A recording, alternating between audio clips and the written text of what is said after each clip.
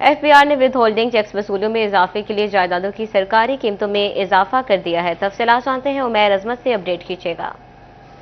Ji, federal board of revenue ने with holding taxes की वसूली के लिए सरकारी सतह पर जो प्रॉपर्टीज की कीमतें हैं उनको रिवाइज कर दिया है। इसी पर मजीद बात करने के लिए मेरे साथ माहिर टैक्स अमूर नईम कासिम गिल मौजूद हैं।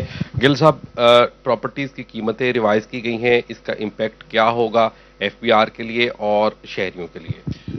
एफबीआर ने टैक्स ईयर 2024-25 में दो बुनियादी तब्दीलियां की हैं, जिसके अंदर जो एफबीआर के जो रेट्स हैं, जिसके ऊपर 236 सी और के जो कलेक्ट किया जाता है, टैक्स जमा कराया जाता है, उनकी वैल्यूज़ भी बढ़ाई हैं।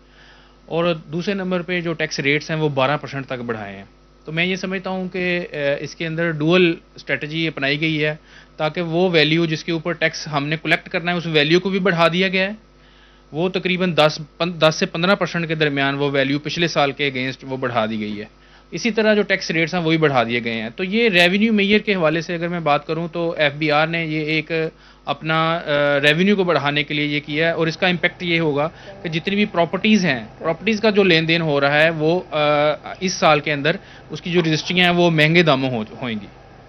जी बिल्कुल, जहां एफबीआर को विद होल्डिंग टैक्स वसूलियों में इजाफा होगा तो उसके मुकाबले में दूसरी जानब शहरियों को प्रॉपर्टी खरीद बिलखुसूस खरीदारों को अपनी प्रॉपर्टी के इंतकाल पर अब ज़ायद फीसें अदा करना होंगी। जी जी उमैर, बहुत शुक्रिया आपका।